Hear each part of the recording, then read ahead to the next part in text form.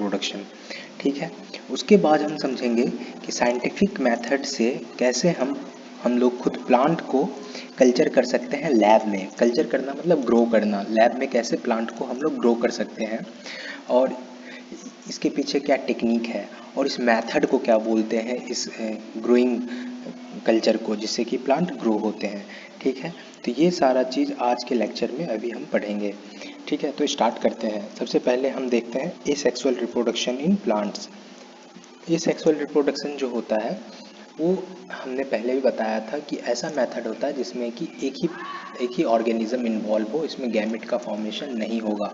ठीक है, तो अगर हम रिप्रोडक्शन इन प्लांट्स के बारे में बात करें तो अगर कोई भी रिप्रोडक्शन उसके बॉडी पार्ट से हो रहा है तब हम कह देंगे कि वो एसेक्सुअल मोड ऑफ रिप्रोडक्शन है। या फिर चूँकि वो बॉडी पार्ट से हो रहा है यानी कि वेजिटेटिव पार्ट से हो रहा है, ठीक है, तो हम कहेंगे कि वो वेजिटेटिव रिप्रोडक्शन है। इसलिए प्लांट के केस में एसेक्सुअल मोड ऑफ रिप्रोडक्शन जो है वेजिटेटिव रिप्रोडक्शन ही कहलाता है। इसीलिए कहीं कहीं पे हमें एसेक्सुअल रिप्रोडक्शन की जगह पे वेजिटेटिव रिप्रोडक्शन लिखा हुआ मिल जाता है, तो इससे कंफ्यूज ना हो। प्लांट के केस में चूँकि ये बॉडी पार्ट से, इसके बॉडी से बहुत प्लांट बन सकते हैं बॉडी पार्ट से, तो हम इसे वेजिटेटिव रिप्रोडक्शन भी कह देते हैं। ठीक है, तो एक एसेक्सुअल और वेजिटेटिव रिप्रोडक्शन एक ही है प्लांट के केस में। चलो हम लोग यहाँ पे देख लेते हैं कैसे प्लांट के किस किस बॉडी पार्ट से रिप्रोडक्शन होता है। ठीक है, सबसे पहले हम देखते हैं कि जो लीफ है हमारा, इस लीफ से भी रिप्रोडक्शन हो सकता है। यहाँ पे मैंने एक एग्जांपल दिया हुआ है रिप्रोडक्शन बाय लीफ। ये एग्जांपल है ब्रायोफाइलम का। ब्रायोफाइलम एक ऐसा प्लांट है जिसमें कि उसके लीफ से जो है नया ऑर्गेनिज्म प्रोड्यूस होता है, मतलब कि नया प्लांट होता है। उसके लीफ में ऐसा क्या है, उसके लीफ में एक्चुअली क्या हो जाता है, जब जब हम देखते हैं तो वहाँ पे बड बनने लग जाता है उसके लीफ में। किसके लीफ में? ब्रायोफाइलम के लीफ में। जब वो मैच्योर हो जाता है वो प्लांट, उसके बाद ये बड जो है ज़मीन पे गिरता है नीचे और यही फिर जर्मिनेट करके नया प्लांट बना लेता है। ठीक है, ये बात समझ में आई कि प्लांट के लीफ पे जो है कॉर्नर पे, यहाँ पे जैसे इस प्लांट में मैं दिखा रहा हूँ कार्टून जो मैंने बनाया है, लीफ के कॉर्नर्स पे बड जैसा स्ट्रक्चर बनेगा और ये ज़मीन पे जब गिरेगा अर्थ पे, वहाँ पे जर्मिनेट करके फिर नया प्लांट बना लेगा। ठीक है, तो इस तरीके से रिप्रोडक्शन होता है प्लांट में लीफ के द्वारा। स्टेम से हम अगर कंसीडर कर लें तो स्टेम के थ्रू कैसे होता है, ये क्या है, स्टेम है, ये लीफ था, ये स्टेम है। अब स्टेम से कैसे होता है ये देख लो। इसके मैंने 3 उदाहरण यहाँ पे प्रस्तुत किए हैं। कौन कौन से उदाहरण हैं? एक है जिंजर। जिंजर हम लोग समझते हैं ना, अदरक बोलते हैं जिसे। ठीक है, और मैंने दूसरा रखा हुआ है पोटैटो और तीसरा रखा हुआ है ओनियन। ये तीनों जो है स्टेम ही है, मॉडिफाइड स्टेम है एक्चुअली, जो कि हेल्प करते हैं इनके रिप्रोडक्शन में। मतलब कि एक पोटैटो से जो है, पोटैटो एक स्टेम है, तो उस पोटैटो से, उस स्टेम से बहुत सारे प्लांट बन सकते हैं। ठीक है, तो ये ऐसे हो जाता है रिप्रोडक्शन। जिंजर में देखो क्या है, यहाँ पे आप देख सकते हैं कि इसके पास नोड और इंटर नोड होता है। नोड और इंटर नोड एक ऐसा पॉइंट है जहाँ पे मान लो प्लांट जो है वहाँ से ग्रो करना शुरू कर सकता है। ठीक है, इंटर नोड, दो नोड के बीच का जगह को इंटर नोड कह सकते हैं हम लोग। ठीक है, अगर स्टेम ऐसे देखो, मैं ऐसे समझाता हूँ नोड और इंटर नोड के बारे में। ये मान लो स्टेम है, ठीक है, तो स्टेम का कुछ दो लीफ, मान लो ये जो दो लीफ है, दो लीफ जहाँ पे एक दूसरे को जुड़े हुए हैं, उसे हम नोड कहते हैं। ठीक है, और जो नोड के बीच में जो जगह बच गया उसे इंटर नोड कहते हैं। तो नोड एक्चुअली एक ऐसा पॉइंट होता है जहाँ पे एक्सिलरी बड पोजेस होते हैं, जहाँ रहते हैं, और वहाँ से लीफ ग्रो कर सकता है। ठीक है, अब क्या बात हुई, अगर ये नोड से नया बड डेवलप हो गया, ठीक है, तो वो बड जो है वो प्लांट के रूप में बन सकता है। ठीक है, अगर वो ज़मीन पे आया, जर्मिनेट हुआ। तो जिंजर के केस में क्या आता है, चूँकि ये मॉडिफाइड स्टेम है, तो बहुत दिन के, मतलब कुछ दिन रखने के बाद, इसको मॉइस्चर मिलने के बाद और कुछ अच्छा कंडीशन मिलने के बाद क्या होता है, ये जिंजर जो है ग्रो करने लग जाता है। कैसे? एक नया सा न्यू प्लांट निकलने लगेगा उसके स्केली लीफ से। ठीक है, पोटैटो में भी ऐसा ही कुछ होता है। पोटैटो में क्या होता है यहाँ पे हम देख सकते हैं एक पोटैटो रखा हुआ था, उसमें कुछ दिन के लिए मॉइस्चर हमने दिया, तो पता चला वहाँ पे जो बर्ड्स थे, ठीक है, जो छोटे छोटे ये जो हम देखते हैं ना, जिसे आई ऑफ पोटैटो कहा जाता है, इसे आई ऑफ पोटैटो भी कहते हैं, डोरमेंट फॉर्म में रहता है। जैसे ही हम इसे मॉइस्चर या इसको अच्छा कंडीशन मिलने लग जाता है, ऑप्टिमल कंडीशन ग्रो होने के लिए, तो यहाँ से फिर ये नया स्टेम ग्रीन ग्रीन कलर का हमने देखा भी है, घर में भी रखा रहता है, कभी कभी वो रिजनरेट होने लग जाता है। ठीक है, तो इससे क्या होता है, नया प्लांट फिर डेवलप हो सकता है अगर हम काट के उसको दूसरी जगह पे कहीं लगा दें तो इस तरीके से रिप्रोडक्शन इस स्टेम के द्वारा, पोटैटो के स्टेम के द्वारा मान लो हो जाता है। ओनियन में क्या है, ओनियन का ये जो पार्ट हम देखते हैं, ओनियन एक्चुअली में मान लो ऐसा है, ठीक है, अगर उल्टा करके देखें और यहाँ पे मान लो इस तरीके से है, तो ये वाला पार्ट जो है, ये डिस्क जैसा पार्ट जो है, यही पार्ट जो है वो मॉडिफाइड स्टेम है।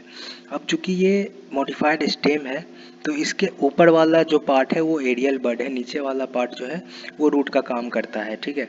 और ऊपर वाले पार्ट से ही जब इसको कंडीशन, ऑप्टिमल कंडीशन मिलेगा, तो यहाँ से ये फिर ये प्लांट ग्रो करना शुरू होगा, और वो प्लांट ऊपर ग्रीन कलर का होता है, लंबा सा होता है, फिर उस पर फूल लगते हैं, फ्लावर लगते हैं, फिर नया उसमें सीड बनेगा और ग्रो करेगा। ऐसे वेजिटेटिवली ये ऐसे करके ग्रो कर सकते हैं। इसको कट करके फिर वहाँ पे लगा दो दूसरे जगह, फिर वहाँ से वो गिरेगा, फिर वो नया प्लांट बना देगा। तो इस तरीके से ओनियन में ग्रोथ होता है। चलो अब हम लोग देखते हैं रिप्रोडक्शन बाय रूट्स। रूट्स के थ्रू रिप्रोडक्शन कैसे होता है। रिप्रोडक्शन ऑफ रूट्स के लिए मैंने दो एग्जाम्पल लिया, एक स्वीट पोटैटो का और एक ग्रास का। इसमें क्या क्या होता है, स्वीट पोटैटो में जो रूट होता है वो एक्चुअली बहुत हेवी होता है, यहाँ पे दिख भी रहा है, मोटा मोटा सा होता है, इसमें है ना फूड स्टोर रहते हैं, ठीक है, ये इसको हम लोग स्वीट पोटैटो में बता रहे हैं, ठीक है। अब ये क्या होता है, एक स्वीट पोटैटो जो है उस रूट से अगर बर्ड्स निकले तो बहुत सारे मतलब स्वीट पोटैटो बन सकता है, बहुत सारे उसके एक रूट से बहुत सारे प्लांट बन सकते हैं। जैसे मान लो ये एक स्वीट पोटैटो था, अब इससे क्या हुआ, एक बर्ड निकला, ठीक है, और ये सॉरी मैं क्या बोल रहा था, हाँ ये स्वीट पोटैटो है, और ये मान लो ये रूट है उसका पोटैटो प्लांट का, और ये जो है उधर स्टेम है, लीफ है, तो इसके बहुत सारे रूट्स के जो है बर्ड्स निकलते हैं, और यही जो है मोटा होके मान लो फिर नया प्लांट बना लेगा, ठीक है, ये नया प्लांट बना लेगा। इस तरीके से ये ग्रोथ होते रहता है, ठीक है। तो एक ही प्लांट से बहुत सारे प्लांट बन सकते हैं, समझ रहे हो, उसके रूट से ही। जैसे यहाँ ग्रास के केस में देख लो, जैसे यहाँ पे एक ही पार्ट से ये ग्रो करता गया और फिर नया प्लांट बन गया, फिर नया प्लांट बन गया, तो इस तरीके से डेवलपमेंट होते जाता है रूट के थ्रू भी, ठीक है। तो हमने देखा कि नेचुरली कैसे कैसे प्लांट का रिप्रोडक्शन होता है। रूट किस किस मेथड से होता है, लीफ से हो सकता है, स्टेम से हो सकता है, रूट से हो सकता है, ठीक है। अब हम देखेंगे आर्टिफिशियली हम कैसे रिप्रोडक्शन करवा सकते हैं प्लांट में। तो आर्टिफिशियली रिप्रोडक्शन करवाने के लिए हमारे पास क्या है, हमारे पास एक मेथड है जिसको हम लोग कहते हैं कटिंग, ठीक है। दूसरा मेथड क्या है, लेयरिंग। तीसरा मेथड क्या है, ग्राफ्टिंग, जो हम लोग नीचे में देखेंगे, ठीक है। कटिंग में क्या होता है, हम लोग जैसे मान लो ये एक सिंपल सा प्लांट है, इसको हमने यहाँ से कट कर दिया, और कट करके ये वाला एरिया मान लो ज़मीन में लगा दिया, ये अर्थ है मान लो यहाँ पे, फिर हमने लगा दिया, ये ग्रो होके फिर नया प्लांट बना लेगा, ठीक है। तो कट किया हुआ पार्ट जहाँ पे फिर से ग्रो कर जाए, वो वाला पार्ट हम लोग ऐसे टाइप के ग्रोथ को हम लोग कटिंग बोलेंगे। लेयरिंग में क्या होता है कि प्लांट जो है मान लो यहाँ पे मैं डायग्राम से ऐसे मैंने यहाँ पे दिखाया है लेयरिंग का, देखो उसमें क्या है कि प्लांट ऐसे है और ये ग्रो हो रहा है, इसका नीचे वाला पोर्शन ज़मीन में टच होने लगा, तो हमने इसको मिट्टी से ढक दिया, ठीक है। तो कुछ दिन के बाद क्या होगा, यहाँ पे ये रूट बना लेगा और ऊपर फिर से स्टेम बना लेगा, ठीक है। लेयरिंग करके फिर हम इसको यहाँ कट कर देंगे, तो ये प्लांट जो था वो दो प्लांट बन गया। तो इसी तरीके से हमने यहाँ पे शो किया हुआ है लेयरिंग का फोटो। ये देखो प्लांट का जो था ये नीचे आया, हमने इसको मिट्टी से कवर कर दिया, तो ये फिर एक नया रूट बना लिया और ये दूसरा प्लांट बन गया। यहाँ पे डायग्राम थोड़ा क्लियर है, नीचे आया था, मिट्टी से ढक गया और ये नया बना लिया। तो इस तरीके से क्या होता है, आर्टिफिशियली हम लोग प्लांट को ग्रो कर सकते हैं। एक तो कटिंग से कर सकते हैं, कट करके लगा दिया, दूसरा लेयर कर दिया मिट्टी से, मतलब हम लोग मैन मेड कर रहे हैं ना, खुद से यूज़ कर रहे हैं बना, मतलब खुद अपना टेक्निक लगा के प्लांट में ताकि वो ग्रो कर जाए, इस तरीके से उसका यूज़ कर रहे हैं। नेचुरली भी ये हो सकता था, होता भी है, लेकिन हम लोग इसका यूज़ करने के लिए इस टेक्निक का एक्सप्लॉइट कर रहे हैं, कंटिन्यूस यूज़ किए जा रहे हैं, ठीक है। अब क्या है ग्राफ्टिंग। ग्राफ्टिंग में क्या होता है, एक प्लांट को हम लोग, एक प्लांट को जो है वो कट कर देते हैं। जैसे मान लो ये एक प्लांट था, एक प्लांट को कट करके इधर लगा दिया किसी दूसरे प्लांट के स्टेम पे। अगर मान लो ये इस प्लांट का जो स्टेम था या रूट सिस्टम था कुछ ख़राब हो जाता है, तो उस कंडीशन में हम क्या करते हैं, ख़राब होने का क्या मतलब है, इसमें बैक्टीरिया लग गया, फंगस लग गया, कुछ कोई डिजीज़ हो गया, कुछ भी हो गया, तो उस कंडीशन में हम क्या करते हैं, ऊपर वाला एरिया को कट कर दिया मान लो, और उसको हमने लगा दिया कहाँ पे, किसी दूसरे प्लांट के, मान लो यहाँ पे कोई दूसरा प्लांट था, ठीक है, तो इस वाले एरिया को इस पे लगा दिया, तो ग्राफ्टिंग कहते हैं, हमने ग्राफ्ट कर दिया, ठीक है। तो जो पहले से जो प्लांट था जिस पे हमने लगाया उसको हम लोग क्या कहते हैं, स्टॉक। पहले से जो प्लांट था जिस पे हमने लगाया उसको कहते हैं स्टॉक। और जिस प्लांट, पुराने वाले प्लांट का जिस पार्ट को हमने कट करके यहाँ पे लगाया, ठीक है, उस पार्ट को कहते हैं स्क्योन, ठीक है। तो लगाने का टेक्निक होता है ऐसे लगा के फिर बांध के कुछ दिन रखते हैं, ये हायर क्लासेस में हमें ठीक से पढ़ना है। खैर अभी हम यहाँ तक समझें कि कट करके उसके बीच में ऐसे बाइफरकेट कर देते हैं थोड़ा सा प्लांट को, जो रूट सिस्टम होता है, और ऊपर से जो आता है उसको इस तरीके से नुकीला बना देते हैं ताकि इसको पोजेस कर सके, और फिर इसको ऐसे ऐसे बांध देते हैं, तो इस तरीके से वो होल्ड करके रख सकता है। तो ऐसे करके प्लांट को हम लोग लगाते हैं। तो आर्टिफिशियल टेक्निक भी हमें समझ में आ गई, ठीक है। अब हम लोग पढ़ेंगे कि हमने जो वेजिटेटिव प्रोपागेशन पढ़ा, जो ये सेक्सुअल मोड पढ़ा जिससे कि प्लांट ग्रो करता है एक्चुअली में, उस मोड का दिक्कत क्या है जिसके वजह से प्लांट को सेक्सुअल मोड की ओर जाना पड़ा, ठीक है, कुछ प्लांट को। इसमें ये दिक्कत है आर्टिफिशियल वेजिटेटिव रिप्रोडक्शन में, कि जितने भी प्लांट होते हैं ना वो सारे के सारे कैसे होते हैं, जेनेटिकली आइडेंटिकल। कैसे होते हैं, जेनेटिकली आइडेंटिकल। जेनेटिकली आइडेंटिकल होने का क्या मतलब है, अगर एक प्लांट को किसी बैक्टीरिया ने किल कर दिया तो वो सारे प्लांट को किल कर देगा। क्यों, क्योंकि इसका जो जीनेटिक मेकअप है वो सभी प्लांट में एक जैसा है, यानी कि सब प्लांट का एक ही जैसा एटमॉस्फेयर या एनवायरनमेंट को हैंडल करने का ताकत है। इसलिए कोई एक बैक्टीरिया अगर इस प्लांट को किल कर देता है, ठीक है, या कोई भी दूसरा डिजीज इस प्लांट को किल करता है, तो इसी प्लांट को भी किल करने की उसके पास क्षमता रहेगा और इसको भी किल कर देगा। इसी तरह इसके जैसे जितने प्लांट होंगे सबको किल कर देगा। तो वेजिटेटिव रिप्रोडक्शन में यही होता है कि उसका जीन जो है, मतलब जेनेटिक मेकअप, चूँकि एक ही सेल से बना हुआ वही ग्रोथ किया, ठीक है, एक ही टाइप का सेल पूरे बॉडी में रहेगा तो वो डिस्ट्रॉय कर दिया जाएगा बहुत आसानी से, ठीक है। लेकिन सेक्सुअल मोड में क्या होगा, उसमें देखना दो अलग अलग प्लांट से अलग अलग गैमेट आएंगे, फ्यूज करेंगे, या एक ही प्लांट से दो अलग अलग बॉडी पार्ट से सेल आएंगे और फिर उसमें थोड़ा सा रिकम्बिनेशन जैसा चीज़ होगा, मतलब हाइब्रिड जैसा चीज़ बनेगा, जिससे कि प्लांट में जो है जीन का मेकअप, जेनेटिक मेकअप कुछ चेंज होगा उसके आने वाले ऑफस्प्रिंग में। तो वो हम देखेंगे आगे। अभी पहले हम ये समझ लेते हैं इसका एक डिसएडवांटेज यही था, ठीक है।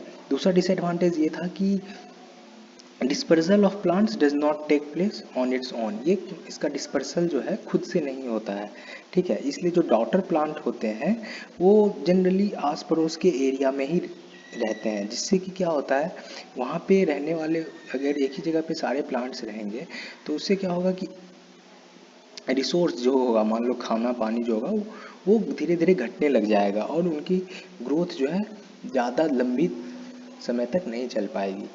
समझ में आया। तो ये था डिसएडवांटेज।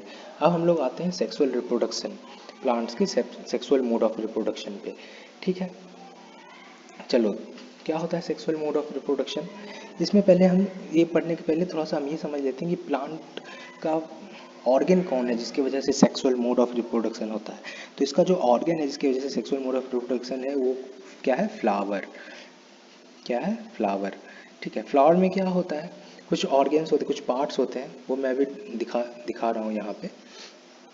सबसे पहले देख लो, ये जो पार्ट तुम रेड कलर से देख रहे हो, ये जो है ये पेटल्स है। ठीक है, ऐसे यहाँ पे भी लिखा हुआ है पेटल्स है। ठीक, और ये ऐसे नॉर्मली मैं यहाँ पे बना देता हूँ थोड़ा सा। ये पेटल्स है, और ये जो नीचे में फ्लावर में ग्रीन कलर का ऐसे लगा हुआ होता है जो कवर करके रखता है, उसका नाम क्या होता है? सेपल्स। ठीक है, यहाँ पे देखो ग्रीन कलर से शो किया हुआ है सेपल्स। ठीक है, और इसके ऊपर जो पतला पतला सा कली जैसा दिखेगा, ठीक है, एकदम पतला लंबा सा ऐसे ऐसे करके, वो सब क्या है? एंथर। और कहीं कहीं पे स्टिग्मा जो होते हैं ना, वो कार्पेल वगैरह वो भी बहुत पतले होते हैं, तो वो देखना पड़ता है थोड़ा ध्यान से। ठीक है, मैं कार्पेल को यहाँ पे वाइट कलर से दिखा देता हूँ, उसको थोड़ा सा मोटा करके दिखाऊंगा। ठीक है, तो ये कार्पेल है। तो बीच में जो यहाँ पे देख रहे हो ग्रीन कलर का ये वाला एरिया, ये क्या है? कार्पेल है। अब ये कार्पेल के 3 पार्ट होते हैं। सबसे अपर पार्ट जो है वो क्या है? स्टिग्मा। ठीक है, और उसके नीचे वाला जो कनेक्टिंग पार्ट है, लंबा वाला पार्ट, इसको कहते हैं स्टाइल। ठीक है, देखो स्टिग्मा याद रखना कि ये सबसे ऊपर वाला पार्ट है, और यहीं आके स्टिक होता है पॉलन ग्रेन। ठीक है, स्टिग्मा पे स्टिक होता है पॉलन ग्रेन, फिर वहाँ से स्टाइल मार के ओवेरी में पहुँचता है। ठीक है, तो बीच में स्टाइल आया, पहले स्टिक हुआ, फिर स्टाइल मारा, फिर ओवेरी तक पहुँचा। तो ऐसे करके याद रख सकते हैं। ठीक है, और जो ये जो मेल पार्ट होता है, मेल पार्ट को हम लोग क्या कहते हैं? मेल पार्ट को हम लोग कहते हैं स्टैमेन। मेन से ही समझ लो, स्टामेन, इस तरीके से याद रख सकते हैं हम लोग। ठीक है, मेल पार्ट। अब इसके 2 पार्ट होते हैं, एक जो सबसे टॉप में जिसमें पोलन ग्रेन बनता है, जो सैक जिसमें पोलन ग्रेन रहता है, उसको हम लोग कहते हैं एंथर। और ये जो लंबा सा पार्ट रहता है जो इसको होल्ड करके रखता है, उसका नाम है फिलामेंट। यहाँ पे डायग्राम में अच्छे से दिया हुआ है, मैंने भी बना दिया। ठीक है, तो ये था हमारा फ्लावर का। ग्रुप ऑफ कार्पल को हम लोग बोलते हैं गाइनोसियम, और ग्रुप ऑफ स्टामिन को बोलते हैं एंड्रोसियम। अब क्या है, अब हम देखेंगे कि ये जो प्लांट है जिसमें फ्लावर होते हैं, ठीक है, उसमें जो होता है सेक्सुअल मोड ऑफ रिप्रोडक्शन कैसे होता है, और ये इसके जो पार्ट्स हैं जो हमने अभी डिस्कस किया था, गाइनोसियम, एंड्रोसियम, ये सारे पार्ट्स जो हैं ये कैसे मदद करते हैं सेक्सुअल मोड ऑफ रिप्रोडक्शन को कैरी कर पाने में। ठीक है, और कोई एक्सटर्नल फैक्टर भी होते हैं क्या जो कि हेल्प करते हैं इसमें, तो हाँ हम लोग जानेंगे वो सारी चीज़ें। ठीक है, क्या होता है, एक प्रोसेस है पॉलिनेशन। पॉलिनेशन में क्या होता है, इसमें मान लो कि पॉलिनेशन ये टर्म ही एक्चुअली पोलन ग्रेन से आया है। ठीक है, पोलन ग्रेन का ट्रांसफर होना। ठीक है, फ्रॉम कहाँ से? Male flowers to female flower. Male flower किसको बोलेंगे? ऐसे फ्लावर जिसमें सिर्फ और सिर्फ स्टेमेन हो, उसको हम लोग मेल फ्लावर बोलेंगे। ठीक है, फीमेल फ्लावर क्या बोलेंगे? जिसमें कि सिर्फ स्टिल या कार्पेल हो। ठीक है, लेकिन अगर एक ही फ्लावर में दोनों आ गए, फीमेल पार्ट भी आ गया और मेल पार्ट भी आ गया, ठीक है, तो हम लोग उसको क्या बोल देंगे? कैसा फ्लावर? Bisexual flower. ठीक है, उसमें दोनों सेक्स प्रेजेंट है। ठीक है, अब चलो आगे बढ़ते हैं। इसमें देखते हैं हम लोग क्या है कि एक ऐसा फ्लावर है, जैसे यहाँ पे मैंने एक एग्जांपल दिया हुआ है।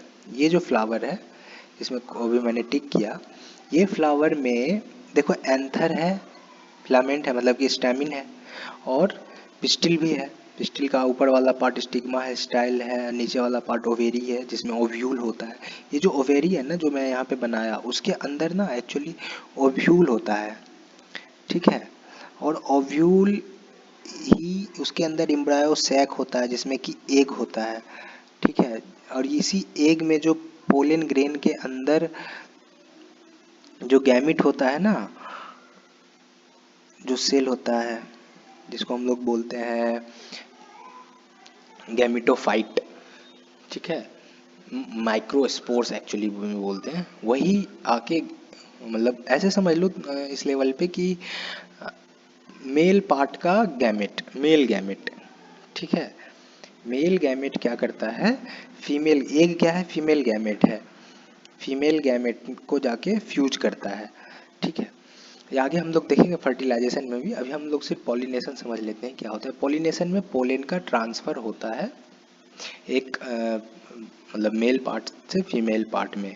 अब अगर ये सेम प्लांट में हुआ, एक ही प्लांट में हुआ, एक ही फ्लावर में हुआ, ठीक है, तो हम लोग उसको बोलेंगे पॉलिनेशन। याद रखना एक टर्म है, जैसे मान लो ये एक प्लांट है, ठीक है, इसमें मान लो दो फ्लावर है, एक फ्लावर यहाँ है, एक फ्लावर यहाँ पे है, ठीक है। इसी फ्लावर में अगर इसी से एंथर पॉलिन प्रोड्यूस हुआ और इसी को फर्टिलाइज किया तो वो सेल्फ पॉलिनेशन होगा। लेकिन अगर ये फ्लावर दूसरे फ्लावर को जाके, इस फ्लावर का गैमेट दूसरे फ्लावर को फ्यूज करेगा तो वो क्रॉस पॉलिनेशन हो जाता है, ठीक है। अब वो एक ही प्लांट के फ्लावर को कर सकता है या फिर वो दूसरे प्लांट के भी फ्लावर को कर सकता है, ठीक है। यहाँ पे मान लो मैंने ये दिखा दिया, मान लो यहाँ से एंथर प्रोड्यूस और इसको जाके किया, तो ये दोनों क्या हो जाएंगे, क्रॉस पॉलिनेशन, ठीक है। लेकिन अगर ये इसी फ्लावर, यही इसी फ्लावर ए ने एंथर प्रोड्यूस किया, सॉरी पॉलन प्रोड्यूस किया और इसी को खुद के ही स्टिग्मा मतलब ओवेरी को फर्टिलाइज कर लिया, तो उसको हम लोग बोलेंगे सेल्फ पॉलिनेशन, ठीक है। तो ये वाला एग्जांपल यहाँ पे दिखाया गया है कि एक फ्लावर से दूसरे फ्लावर को यहाँ पे फर्टिलाइज किया जा रहा है, ठीक है। यहाँ तक बात क्लियर हुई। यहाँ पे देखो इस एंथर से यहाँ पे निकल रहा है पोलन ग्रेन और इसके स्टिग्मा पे जा रहा है, और इस फ्लावर के एंथर से निकल के इसके स्टिग्मा पे आ रहा है, तो इस केस में हम लोग इसको बोलते हैं पॉलिनेशन, क्रॉस पॉलिनेशन। ये हुआ नीचे वाला, ऊपर वाला हुआ सेल्फ पॉलिनेशन। आगे बढ़ते हैं, देखते हैं फर्टिलाइजेशन जो भी हम डिस्कस कर रहे थे, ठीक है। इसमें क्या है, इसमें देखो पोलन ग्रेन यहाँ पे दिख रहा है सबको, ये पोलन ग्रेन है, ठीक है। पोलन ग्रेन कौन प्रोड्यूस करता है भाई, पोलन ग्रेन एंथर प्रोड्यूस करता है, एंथर के अंदर होता है पोलन ग्रेन। और एंथर किसके ऊपर होता है, एंथर जो है स्टेमिन के ऊपर होता है। स्टेमिन कौन सा पार्ट है, स्टेमिन मेल पार्ट है प्लांट का, ठीक है। तो पोलन ग्रेन बना, पोलन ग्रेन किसके पास आ जाता है, पोलन ग्रेन मैंने बताया था स्टिग्मा के ऊपर आ जाता है। स्टिग्मा एक्चुअली क्या है, स्टिग्मा वही कार्पेल है, क्या है, ये पूरा कार्पेल है, ऊपर वाला पार्ट स्टिग्मा है, ठीक है, और बीच वाला पार्ट स्टाइल है, ये वाला पार्ट, और ये वाला पार्ट क्या है, ओवेरी है। ओवेरी के अंदर क्या होता है, ओव्यूल होता है, उसमें क्या होता है, एग होता है, और उसी में आके ये पोलन ग्रेन है। पोलन ग्रेन के अंदर क्या होता है, फीमेल गैमेट होता है, ठीक है। और ओव्यूल के अंदर क्या होता है, मेल गैमेट, उल्टा बोल दिया मैंने पोलन ग्रेन के अंदर होता है मेल गैमेट और ओव्यूल के अंदर होता है फीमेल गैमेट, ठीक है। अब ये क्या होता है, यहाँ से आता है मान लो और यहाँ पे आके बैठ गया, यहाँ पे आके जैसे ही बैठा ये चिपक गया, यहाँ पे मैंने ये डायग्राम से इसे दिखाया। फिर यहाँ से क्या करता है, ये एक ट्यूब बनाता है जिसको हम लोग कहते हैं पोलन ट्यूब, ठीक है। और इस ट्यूब के अंदर से ये जो है फीमेल गैमेट जो था इसके भीतर उसको ट्रांसफर करता है, ठीक है। और ये चला जाता है ओव्यूल के अंदर एग में जो प्रेजेंट था और उससे वो फ्यूज कर जाता है। तो इस तरीके से होता है फर्टिलाइजेशन। एग का ये जो एग था और ये जो पोलन ग्रेन था, पोलन ग्रेन का, ठीक है, और इसे प्रोड्यूस किया गया जो मेल गैमेट था, ठीक है, वो मेल गैमेट एग से जाके फर्टिलाइज कर गया। एग किसके भीतर था वो तो हम सबको पता है, ओव्यूल के भीतर था, ये जाके फर्टिलाइज कर गया मतलब फ्यूज कर गया। तो इसी प्रोसेस को हम लोग बोलते हैं फर्टिलाइजेशन, ठीक है। यहाँ तक बात समझ में आ गई। फर्टिलाइजेशन में क्या होता है कि मेल गैमेट जो होता है वो फीमेल गैमेट से फ्यूज करता है। यहाँ पे मेल गैमेट दिखाया था, ठीक है, और यहाँ पे मैंने फीमेल गैमेट दिखाया था। फीमेल गैमेट जो होता है वो ओव्यूल के अंदर होता है, मेल गैमेट जो होता है वो पोलन ग्रेन के अंदर होता है, ठीक है। ये दोनों फर्टिलाइज करके जैकोट बनाया। लेकिन जो कि मेल गैमेट जो प्रोड्यूस होता है ना पोलन के अंदर वो दो होता है एक्चुअली, ठीक है। तो एक जाके एग को फर्टिलाइज करता है जो कि ओव्यूल के अंदर होता है, दूसरा जो है वो एक और सेल होता है, एक इसके ही अंदर होता है, एम्ब्रायो सेक के अंदर ही होता है एक्चुअली, न्यूक्लियस एक्चुअली एम्ब्रायो सेक को ही फ्यूज करता है। इसके अंदर दो सेल हो गए, 3 सेल हो गए, एक सेल, ये मान लो एम्ब्रायो सैक है जिसके अंदर ऐसे सेल होते हैं, ठीक है। और इधर जो होते हैं मान लो 3 सेल ऊपर होते हैं, फिर 2 सेल बीच में होते हैं, और ये सारे सेल बाद में क्या होते हैं, डिजेनरेट कर जाते हैं, लेकिन एक सेल बचा होता है जिसमें कि आगे फ्यूजन होता है, ठीक है। और ये जो बीच वाला सेल का जो न्यूक्लियस है उसमें जाके एक स्पर्म फिर फ्यूज कर जाता है। स्पर्म मतलब मेल का गैमेट, यहाँ पे प्लांट के केस में, ठीक है। यहाँ पे ही देख लो, यहाँ पे जो एग्जांपल दिखाया हुआ है ये एम्ब्रायो सैक है, ठीक है, ये एम्ब्रायो सैक है। इसके अंदर जो एग सेल है उसमें फ्यूजन हुआ पहले, और ये इसके अंदर 2 न्यूक्लियस ऑलरेडी थे जिसको पोलर न्यूक्लियाई कहते हैं। इसमें जाके एक और स्पर्म का फ्यूजन हो जाता है। तो इसको हम लोग, क्योंकि 2 बार फर्टिलाइजेशन हुआ ना, एक बार पोलर न्यूक्लियाई, 2 मेल गैमेट बन रहे थे, ठीक है, एक गैमेट 2 गैमेट मैंने यहाँ पे दिखाया, 1 और 2, और यही दोनों एक एग को फ्यूज किया और एक जो है जाके पोलर न्यूक्लियाई को फ्यूज किया, इसलिए हमने इसको क्या बोल दिया, इसलिए हमने इसको बोल दिया भैया ये डबल फर्टिलाइजेशन है। लेकिन एक चीज़ और इसमें टर्म आता है डबल फर्टिलाइजेशन के अलावा, एक टर्म ये आता है कि जो पोलर न्यूक्लियाई है ना, ये पोलर न्यूक्लियाई होते हैं 2 के नंबर में, और 2 न्यूक्लियस, इसमें एक किसका न्यूक्लियस आ गया भैया, एक आ गया मेल का स्पर्म, तो टोटल बन गए 3 न्यूक्लियस, तो इसलिए इसको ट्रिपल फ्यूजन भी कहते हैं, ठीक है। तो ये अंतर याद रखना, ट्रिपल फ्यूजन और डबल फर्टिलाइजेशन में क्या अंतर होता है। खैर ये इतना इम्पोर्टेंट अभी के स्टेज पे नहीं है, बाद में ज़्यादा हो जाएगा।